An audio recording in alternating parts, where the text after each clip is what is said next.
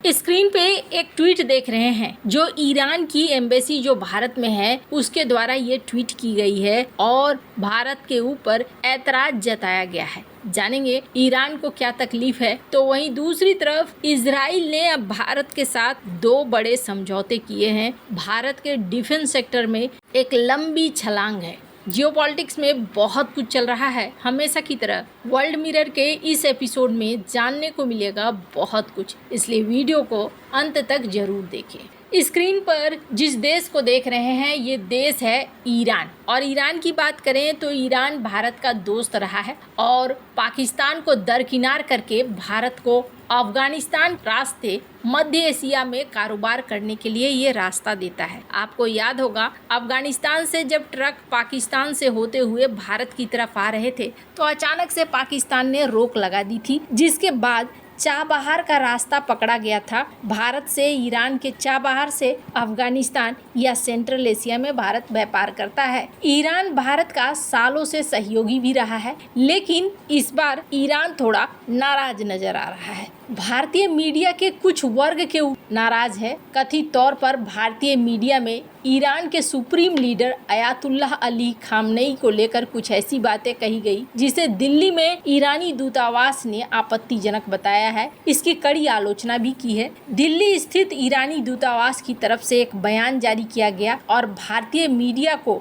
ऐसी खबरें न फैलाने के लिए कहा गया और कहा कि ये प्रोफेशनल विश्वसनीयता से समझौता होता है जो आप ना करें। ईरानी दूतावास ने क्या लिखा है स्क्रीन पर आप देख सकते हैं। हाल के दिनों में ये देखा गया कि कुछ प्रसिद्ध मीडिया संस्थानों सहित कुछ भारतीय समाचार माध्यमों ने ईरान और उसके महान नेतृत्व का अनादर करते हुए कई ऐसी रिपोर्टें प्रकाशित करी जो निराधार थी। ऐसी गैर जिम्मेदाराना रिपोर्टिंग न सिर्फ जनता के विश्वास को कम करती है बल्कि दर्शकों के बीच मीडिया संस्थानों के पेशेवर प्रतिष्ठा को भी गंभीर नुकसान पहुंचाती। ईरानी दूतावास ने सोशल मीडिया प्लेटफॉर्म एक्स पर यह भी लिखा कि यद्यपि दूतावास अभिव्यक्ति की स्वतंत्रता और जनता के सूचना प्राप्त करने के अधिकार का पूरा सम्मान करता है, वो भारतीय मीडिया से विश्वसनीय और निष्पक्ष स्रोतों पर भरोसा करने और ईरान के बारे में सनसनीखेज या गलत सामग्री फैलाने से बचने का पुरजोर आग्रह करता है। माना जा रहा है कि भारतीय मीडिया में कुछ जगहों पर मोसाद के हवाले से ईरान के सुप्रीम लीडर खामनेई को लेकर खबर प्रकाशित की गई। इजरायली खुफिया एजेंसी मोसाद से संबंधित एक सोशल मीडिया हैंडल पर ईरानी सुप्रीम लीडर को नशे की लत में शिकार शख्स करार दिया गया, जिसको लेकर ईरान ने गहरी आपत्ति जताई है। खैर, ईरान ने अपनी तरफ से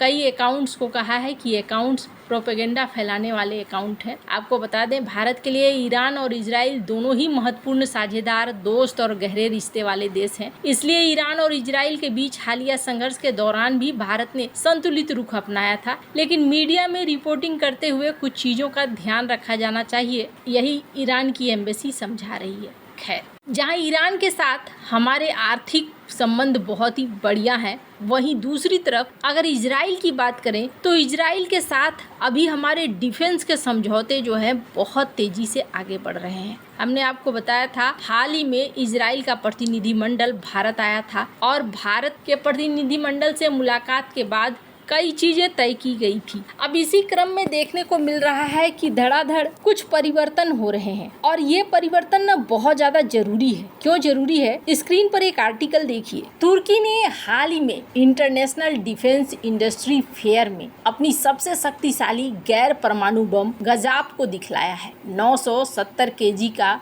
वजनी ये थर्मोबैरिक बम है और इस बम को तुर्की के राष्ट्रीय रक्षा मंत्रालय अनुसंधान और विकास केंद्र द्वारा विकसित किया गया है। इसे F-16 और F-4 फाइटर जेट से तैनात किया जा सकता है। इसके साथ ही तुर्की नेव-2 घोस्ट नामक एक बंकर बस्टर बम को भी दिखला रहा है जो 7 मीटर मोटी प्रबलित कंक्रीट की संरचनाओं को भी भेद सकता है। अब ये दिखला रहा है किस तरीके से तुर्की अपनी शक्तियों को बढ़ा रहा है। अगर गजाब की बात करें तो गजाब, हालांकि नाम सुनकर आपको लग रहा होगा कि गजा से रिलेटेड कुछ है क्या, तो नहीं, दरअसल इसका मतलब है क्रोध। 970 केजी वजनी ये बम है जो विखंडन पर आधारित है। मतलब ये 10,000 धातु के टुकड़ों को विस्फोट के समय 1 किलोमीटर के दायरे में फैलाता है और प्रति वर्ग मीटर 10 टुकड़े छोड़ता है। एक श्रृंखला बम की तरह चलता है ये, और गजाब का विस्फोट सैकड़ों वर्ग मीटर को प्रभावित कर सकता है। तीव्र गर्मी,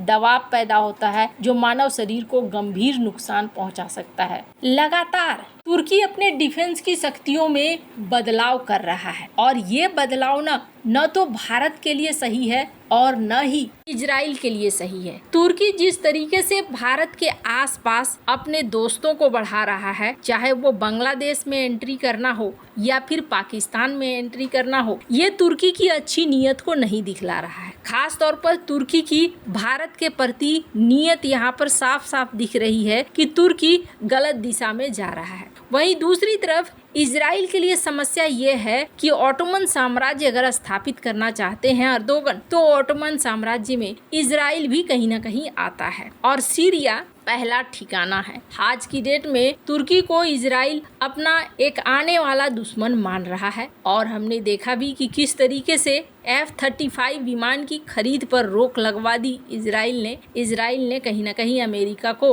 पुश किया कि आप F-35 मत दो, और इसका असर यहाँ पर देखने को मिला है। अब इन सब के बीच में भारत के लिए क्या है कि भारत अपनी ताकत को बढ़ाए, और इसी दिशा में भारत अपने उन सहयोगियों के साथ आगे बढ़ रहा है जो उनके लिए विश्वसनीय है, खास करके डिफेंस सेक्टर में। और इसमें सबसे बड़ा नाम है इजराइल का। इजराइल से यहाँ पर भारत के लिए दो बड़ी खबर आ रही है। पहली खबर, भारत के डिफेंस सेक्टर में बहुत महत्वपूर्ण कदम आया है। नीबे लिमिटेड, इसने इजराइल की प्रमुख रक्षा कंपनी एल्बिट सिस्टम के साथ एक टेक्नोलॉजी कोलैबोरेशन एग्रीमेंट किया है, और इस समझौते के तहत भारत में पहली बार यूनिवर्सल रॉकेट लॉन्चर बनाया जाएगा जो 300 किलोमीटर तक की दूरी पर सटीक निशाना लगाने में सक्षम है। सबसे बड़ी बात यह कि मेक इन इंडिया कार्यक्रम के तहत इसे बनाया जाएगा, यानी कि भारत में ही इसका निर्माण होगा। ये भारत और इजराइल का एक बहुत ही बढ़िया और जरूरतमंद कदम है। वहीं दूसरी तरफ एक और बड़ी खबर निकल कर आ रही है। स्क्रीन पर एक आर्टिकल देख सकते हैं। एम्बर एंटरप्राइजेज इंडिया लिमिटेड, इसने हाल ही में इजराइल के एक औद्योगिक स्वचालन कंपनी यूनिट्रॉनिक्स में 40% की हिस्सेदारी खरीदी है, और इस सौदे के बाद देखने को मिल रहा है कि भारत के औद्योगिक क्षेत्र में ये बहुत ही ज्यादा महत्वपूर्ण है। क्यों? क्योंकि ये जो कंपनी है ना, ये कंपनी मॉडर्न टेक्नोलॉजी पर बेस्ड कई सारे प्रोडक्ट बनाती है, जैसे कि human machine interface, variable frequency device, servo drives, smart औद्योगिक सिस्टम, बहुत सारी ऐसी चीजें हैं। और इसकी विशेषज्ञता और साथ ही साथ दुनिया भर में इसकी जो पहुंच है अमेरिका और यूरोप में, ये भारत के उद्योग के लिए प्लस पॉइंट है। यानी इजराइल और भारत कई क्षेत्रों में एक दूसरे के साथ आते हुए दिख रहे हैं। वैसे आपको क्या लगता है इन सब मामले में, आपकी क्या राय है? कमेंट कर जरूर बताएं। जल्द मिलते हैं अगले वीडियो में नई खबर के साथ।